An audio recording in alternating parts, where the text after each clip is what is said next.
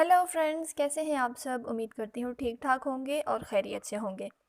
तो मुझसे सवाल ये किया गया कि जो लोग गलत एक्टिविटीज़ में मुलविस होते हैं, जो नेगेटिव एक्टिविटीज़ या सेक्सुअल एक्टिविटीज़ में मुलविस होते हैं, उनको अगर कोई मर्ज़ लग सकता है तो वो किस टाइप का मर्ज़ हो सकता है और उसके साइड इफ़ेक्ट्स क्या हो सकते हैं, और अगर उसके साइड इफ़ेक्ट्स हो सकते हैं तो उसको रिकवर किस तरह से किया जा सकता है। ठीक है, तो इस सवाल के जवाब की तरफ जाने से पहले मैं आपको एक बात क्लियर कर दूं कि एक मर्ज़ होता है, मर्ज़ सुज़ाक, जो कि औरतों में भी पाया जाता है और मर्दों में भी पाया जाता है।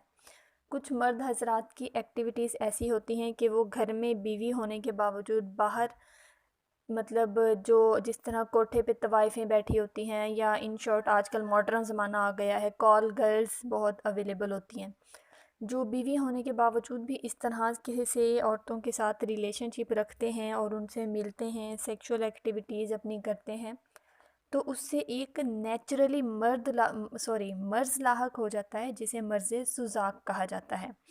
ये मर्ज़ ऐसा मर्ज़ होता है जो कि बहुत ख़तरनाक भी साबित हो सकता है।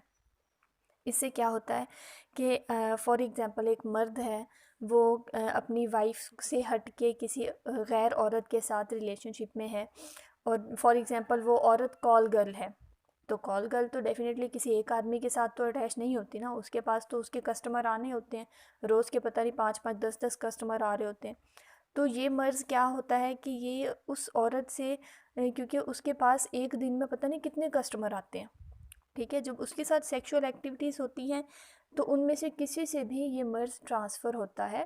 फिर जब कोई और मर्द उसके साथ अटैच होता है या सेक्सुअल एक्टिविटीज़ करता है, तो डेफ़िनेटली वो फिर उस औरत से उस मर्द में ट्रांसफ़र हो जाता है ये मर्ज़। फिर जब आगे ये चीज़ चलती रहती है, वही मर्द जब घर आता है या अपनी वाइफ़ के साथ हम बिस्तरी करना चाह रहा होता है, तो वो फिर मर्ज़ डेफ़िनेटली उससे आगे ट्रांसफ़र हो जाता है, जिसके नेगेटिव साइड इफ़ेक्ट्स होते हैं, बहुत साइड इफ़ेक्ट्स होते हैं। समटाइम्स ऐसा होता है कि औरत को पीरियड्स का प्रॉब्लम भी हो जाता है, समटाइम उसको लिकोरिया का प्रॉब्लम बहुत ज़्यादा हो जाता है, सेक्सुअल एक्टिविटीज़ उसकी बहुत डिस्टर्ब हो जाती हैं। तो औरतों को इस चीज़ का ख़्याल रखना चाहिए कि उनके हस्बैंड किस तरह की सरगर्मियों में मुलविस हैं, कि उनका बाहर किसी के साथ रिलेशनशिप है। पहली बात कि बीवी का अपने हस्बैंड पे इतना कंट्रोल होना चाहिए कि उसका शौहर बाहर जाए तो क्यों जाए। ठीक है, अगर फिर भी उसका शौहर बाहर मुंह मारता है, ऐसे किसी तवाइफ के कोठे पे चला जाता है, या फॉर एग्ज़ाम्पल किसी कॉल गर्ल से सेक्सुअल रिलेशनशिप रखता है, तो फिर डेफ़िनेटली ये मर्ज़ बहुत तेज़ी से फैलता है। इससे सिर्फ़ औरत को ही नहीं, मर्द को भी बहुत ज़्यादा नुकसान होता है ये, क्योंकि एक जेनेटिक डिज़ीज़ है ये।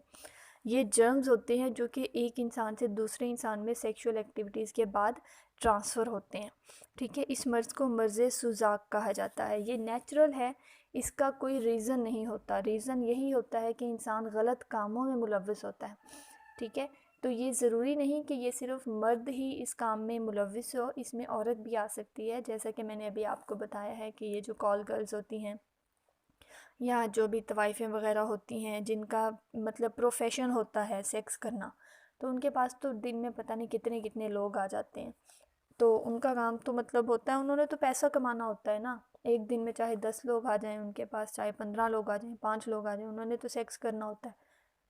तो उसी के पास जब एक बीवी का शौहर जाता है, तो वो फिर आगे ट्रांसफ़र होती रहती है ये बीमारी। तो इस चीज़ का थोड़ा-सा कंट्रोल करना पड़ता है। वाइफ़ औरतों के लिए मैं यही कहूँगी कि आप अपने हस्बैंड पर कंट्रोल रखें। आपसे ये चीज़ मतलब पूछी जाएगी कि आपका शौहर आपके होते हुए क्यों बाहर गया? मर्द दूसरी औरत की तरफ अट्रैक्ट तभी होता है ना, जब उसको अपनी वाइफ़ से वो चीज़ नहीं मिल रही होती जो वो चाह रहा होता है। तो आप लोग अपने हस्बैंड पर कंट्रोल रखें, ताकि वो बाहर ना जाएं और इन गलत एक्टिविटीज़ में ना पड़ें।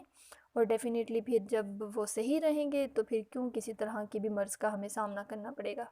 और अगर फॉर एग्ज़ाम्पल ये मर्ज़ लग भी जाता है, आपका हस्बैंड इस तरह की एक्टिविटीज़ में है, तो मर्ज़ आपको लग भी जाता है, तो इसके लिए फ़ौरी तौर पर अपना ट्रीटमेंट करवाएं, सही ट्रीटमेंट करवाएं।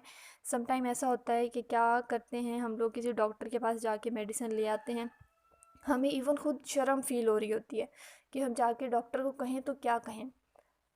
हम खुल के बात नहीं कर पाते और डॉक्टर हमें किसी ना किसी तरीके से मेडिसिन दे देता है, लेकिन वो हमारी मर्ज़ के मुताबिक नहीं होती। तो इस चीज़ से भी साइड इफ़ेक्ट्स हो सकते हैं। तो थोड़ा सा आप केयरफुल होके रहें, ताकि किसी भी तरह के प्रॉब्लम्स का हमें सामना ना करना पड़े, ठीक है। तो ये छोटी सी वीडियो थी, उम्मीद करती हूँ सवाल का जवाब आपको समझ आ गया होगा। तो चलिए मिलते हैं नेक्स्ट वीडियो में नेक्स्ट क्वेश्चन के साथ, तब तक के लिए बाय बाय।